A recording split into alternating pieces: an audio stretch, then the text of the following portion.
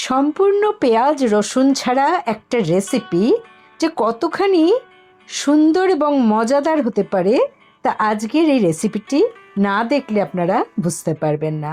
ভেতরে ঠাসা পনিরের পুর আর অসাধারণ তার টেস্ট। তা আসুন দেখে নিই কীভাবে এটা বানালাম। আজ শনিবার, নিরামিষের দিন, তা বাড়ির সকলের মনের তৃপ্তি মেটানোর জন্য আজকে আমি একটা খুব ইন্টারেস্টিং সম্পূর্ণ নিরামিষ রেসিপি নিয়ে হাজির। আশা করি আপনাদেরও ভালো লাগবে, সঙ্গে থাকুন। হ্যালো ফ্রেন্ডস, রুবিস কুকারি 2 থেকে আমি রুবি বলছি। আপনাদের সকলকে স্বাগত জানিয়ে আজকে একটা সম্পূর্ণ নিরামিষ রেসিপি শেয়ার করব। এই রেসিপিটা বানাতে আমার একটা মিডিয়াম সাইজ আলু লাগবে। তা আলুর খোসাটা আমি আগে ছাড়িয়ে নিচ্ছি। বন্ধুরা যারা আমার এই ভিডিও দেখা শুরু করেছেন অবশ্যই তাদের কাছে অনুরোধ রইল একটা লাইক করে ভিডিওটা দেখতে থাকুন। আমি খোসা ছাড়িয়ে নিয়ে আলুটাকে ছোট ছোট করে টুকরো করে নিচ্ছি।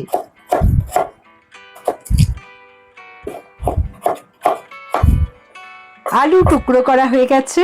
ভালো করে এটাকে জলে ধুয়ে নিতে হবে 2 থেকে 3 বার।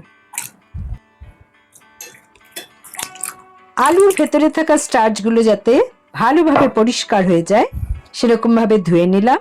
আর একটা মিক্সিং জার নিয়ে তাতে আলুর টুকরোগুলো দিয়ে দিচ্ছি।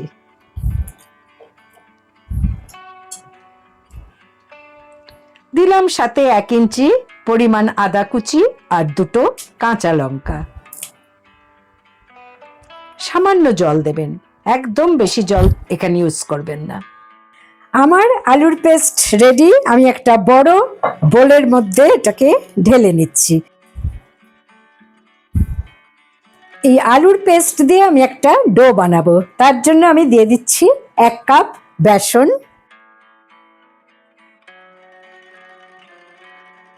স্বাদ মতো লবণ, সামান্য হলুদ গুঁড়ো, 1/4 টিস্পুন মৌরি, 1/4 টিস্পুন কালো জিরে, 1/4 টিস্পুন বেকিং সোডা। সব কিছু এবার হাতের সাহায্যে ভালো করে মেখে নিচ্ছি। এই ক্ষেত্রে বলে রাখি, যদি মনে হয় আপনাদের যে ডোটা বানানোর ক্ষেত্রে এটা একটু পাতলা হয়ে গেছে তাহলে তার মধ্যে অবশ্যই 2 টেবিল স্পুন চালের গুঁড়ো মিশিয়ে নেবেন। আর যদি প্রয়োজন হয় তো আরও একটু বেসন বা চালের গুঁড়ো মিশিয়ে নিতে পারেন। আমার ডো বানানো কমপ্লিট। আমি একটু তেল ব্রাশ করে নিলাম আর ডোটাকে ঢাকা দিয়ে কিছুক্ষণ রেখে দিলাম। এবারে গ্রেভির পেস্ট বানানোর জন্য আমি 2 টেবিল স্পুন পোস্ত নিয়ে নিয়েছি, সাথে 2 টেবিল স্পুন কাজু বাদাম আর জল দিয়ে এটাকে বেশ কিছুক্ষণ 15 থেকে 20 মিনিট ভিজিয়ে রাখবো। আমার ডো রেডি হয়ে গেছে। এবার আমি একটা ফিলিং বানাবো। তার জন্য 150 গ্রাম পনির নিয়েছি। পনিরটাকে আমি গ্রেট করে নেব। চাইলে আপনারা হাত দিয়ে ওটাকে ভেঙে ভালো করে মেখে নিতে পারেন। যারা নতুন আমার এই ভিডিও দেখছেন তাদের কাছে অনুরোধ রইল তারা প্লিজ একটা সাবস্ক্রাইব করে দেবেন। প্রয়োজনে আপনাদের বন্ধু বান্ধব বা আত্মীয় স্বজনের কাছে শেয়ার করতে পারেন যদি ভালো লাগে। এবারে গ্রেট করে রাখা পনিরের সাথে আমি কিছু উপকরণ মেশাবো। নিয়েছি অল্প করে ধনেপাতা, তাই এটা কুচি করে নেব। মাছ মাংসের পাশাপাশি যদি এইভাবে নিরামিষ কারি বানিয়ে নেওয়া যায় তো সেখানে আমাদের মাছ মাংসের দরকারও হবে না, এতই টেস্টি এই রেসিপি। এবারে আমি এতে দিয়ে দিচ্ছি 1/2 টিস্পুন চাট মশলা, স্বাদ মতো লবণ, 1/2 টিস্পুন চিলি ফ্লেক্স। সবকিছু এবারে আমি মিশিয়ে নিচ্ছি ভালো করে। মেশানো হয়ে গেছে, এবার ঢাকা দিয়ে রেখে দিচ্ছি। এবারে আমি গ্রেভির জন্য যে কাজু আর পোস্ত ভিজিয়ে রেখেছিলাম সেটা একটা চালনির মধ্যে ঢেলে নিয়েছি, জল ঝাড়া করে আমি মিক্সিং জারে দিয়ে দিচ্ছি। সামান্য জল এতে অ্যাড করে দিলাম আর দুটো কাঁচা লঙ্কা দিয়ে দিলাম। বানিয়ে নিচ্ছি একটা পেস্ট। আমার পেস্ট তৈরি। এদিকে ডোটা রেস্টে ছিল, আমি এবারে একটু আবারও হাতের সাহায্যে মেখে নিচ্ছি আর তারপর একটা লম্বা করে রোল বানিয়ে নিচ্ছি, যাতে আমার ছোট ছোট করে লেচি কেটে নিতে সুবিধা হয়। এবারে আমি এক সাইজের লেচি এর থেকে কেটে নিচ্ছি।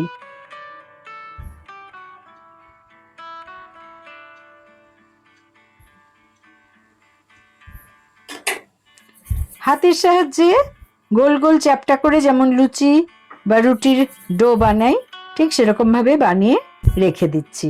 ডোটা বেশ নরম হবে আর ঢাকা দিয়ে রেখে দেবেন।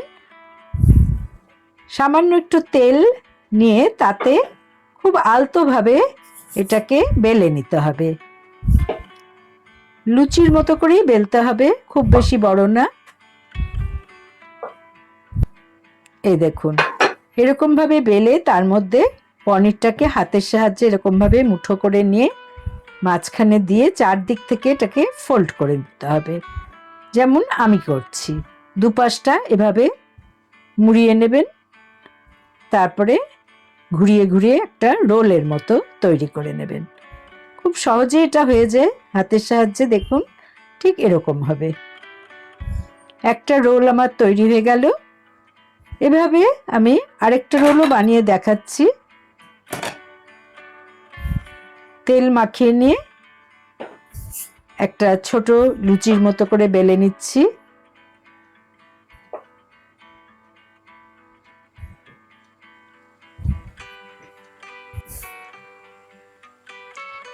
খুব মাঝখানে না, একটা সাইডের দিকে রেখে দুপাশটাকে ফোল্ড করে নেবেন, তারপরে হাতের সাহায্যে এরকম ভাবে রোল করে নেবেন। তাহলে দুপাশটাও সিল হয়ে যাচ্ছে আর সুন্দরভাবে এত নরম হয় মাখাটা যে এটা করতে কোনোই অসুবিধা হয় না। এইভাবে একে একে আমার দেখুন সব রোল তৈরি হয়ে গেছে। এই দেখুন, এবারে আমি এটাকে স্টিম করে নেব। তাই একটা ছিদ্রযুক্ত পাত্রে একটা আমি পার্চমেন্ট পেপার বসিয়ে নিয়েছি, আপনারা চাইলে এমনি কাগজও বসিয়ে নিতে পারেন। তার উপর একটু তেল ব্রাশ করে এই ডোগুলো রেখে তার উপর আবারও তেল ব্রাশ করে দিচ্ছি। এবারে আমি একটা পাত্রের মধ্যে জল ফুটিয়ে নিয়ে তার মধ্যে এটাকে ভাপে বসাবো। অপেক্ষা করতে হবে জলটা ফোটা পর্যন্ত। ঢাকা দিয়ে দিলাম। জল ফুটে উঠেছে, আমি ঢাকাটা খুলে পাত্রটাকে বসিয়ে দিলাম আর 10 থেকে 15 মিনিট কিন্তু এটাকে স্টিমে রাখতে হবে। দেখুন আমার স্টিমে রাখা হয়ে গেছে। ঢাকাটা খুলে নিলাম আপনাদের দেখানোর জন্য। এবার কিন্তু ফ্লেমটা অফ করে আমি পুরো ঠান্ডা করে নেব। এটা ঠান্ডা হয়ে গেছে, আমি নামিয়ে রাখছি।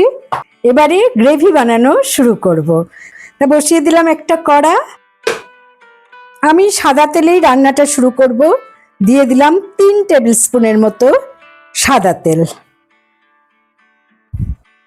তেল গরম হয়ে গেছে, দিলাম একটা শুকনো লঙ্কা, 4টে লবঙ্গ, 2টো তেজপাতা, 4টে ফাটানো এলাচ।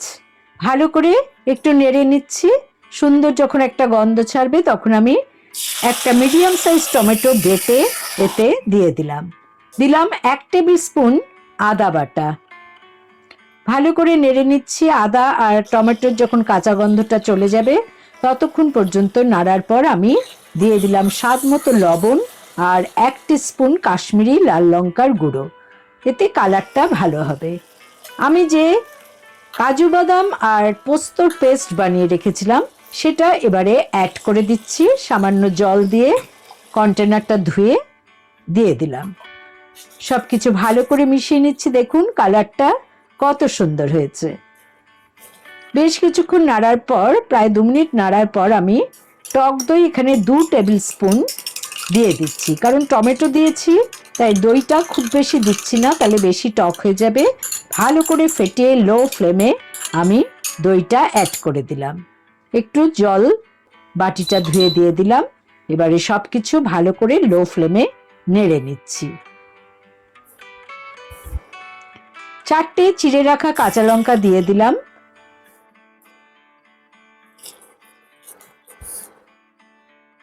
এক টিস্পুন চিনি আমি স্বাদের ব্যালেন্সের জন্য দিয়ে দিলাম, কারণ টক দই আর টমেটোর সাথে এই চিনিটা দিতে হবে। আর 1 চিমটি দিয়ে দিচ্ছি আমি জাফরান, এতে কালারটাও যেমন ভালো হবে, গন্ধটাও অপূর্ব হবে। এই দেখুন তেলটা খানিকটা করে ছেড়ে বেরিয়ে এসেছে। আমি এবারে ফ্লেমটাকে একটু কমিয়ে দিলাম আর কসুরি মেথি 1 টেবিল স্পুন হাতের তালুতে ঘষে এতে অ্যাড করে দিলাম, এতে ফ্লেভারটা দারুণ হবে। আমি এবারে কিন্তু বানিয়ে রাখা এই যে স্টিম করে নেওয়া লেচিগুলো দিয়ে দিচ্ছি।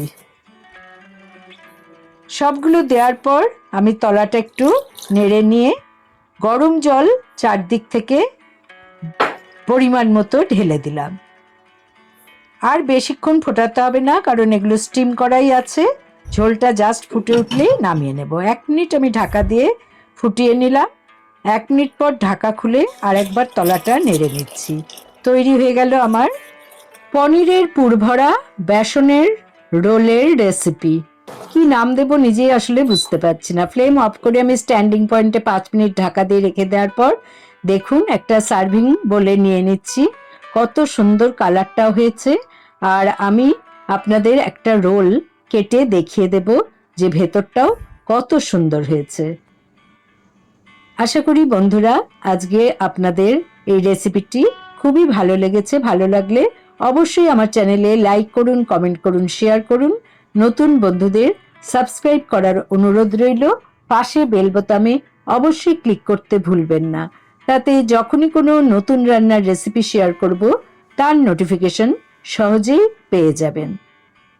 গরম গরম ভাতের সাথে এই নিরামিষ রেসিপিটি পেলে আপনাদের আর অন্য কোনো কিছু খেতে হবে না, এটা আমি গ্যারান্টি দিয়ে বলতে পারি। দেখুন ভেতরটা কত সুন্দর। এবং ভালো থাকুন, সুস্থ থাকুন। পরের এপিসোডে নতুন রান্নার রেসিপি নিয়ে হাজির হব আমি, রুবি। Thanks for watching.